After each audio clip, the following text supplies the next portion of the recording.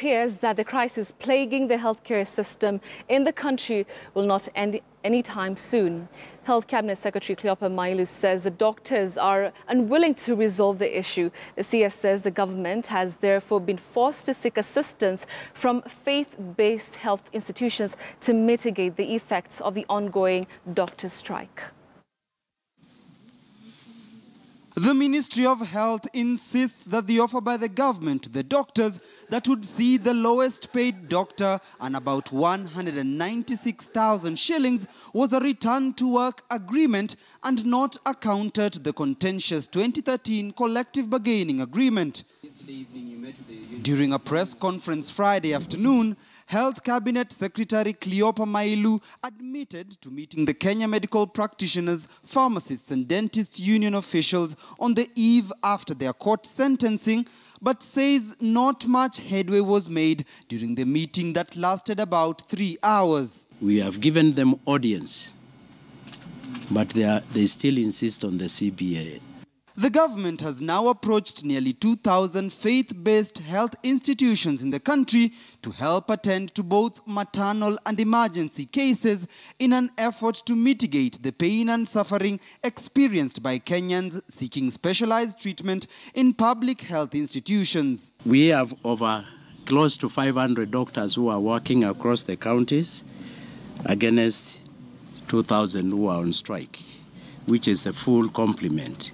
And of course, we have interns. Those are doctors who are on training. They cannot function without the others because they are under supervision. So whether they are on strike or not, they are missing their training. It is the responsibility of the government to provide health care to the population. And it is the responsibility of the government to ensure there is availability of a doctor who is well remunerated and well motivated to attend to the patients. The ministry insists that what the doctors are demanding cannot be met as it would contravene the law established to enable the SRC to regulate earnings of all public servants. In the return to work agreement published on local dailies today, the government offer still stands for the unions to accept a 40% pay increase as they set aside between 30 to 60 days to come up with a workable collective bargaining agreement to be implemented between 1st July 2017 and the 1st of July 2021. But the unions will hear none of it, insisting that their agitation for the implementation of the 2013 collective bargaining agreement is for the sake of Kenyans who are entitled to quality health care. Maybe the government thinks that doctors are disparate. Are you? No! Maybe they think we are poorly paid, but we are not poor. We are not poor because we have brains.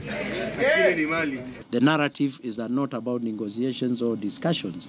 The narrative is what can we do, both as a national government and county governments, to restore services to a certain measure to Kenyans. So I don't expect us to be sitting around our table discussing when Kenyans are suffering. And that's why it would have been prudent for us to end the strike and negotiate when Kenyans are getting services. The standoff between government and the doctors, largely attributed to the hard stance taken by both sides, has seen Kenyans go without services from the doctors for 40 days now, even as a 2-week window period issued by the Employment and Labor Relations Court to end the strike or have the union officials jailed slowly lapses.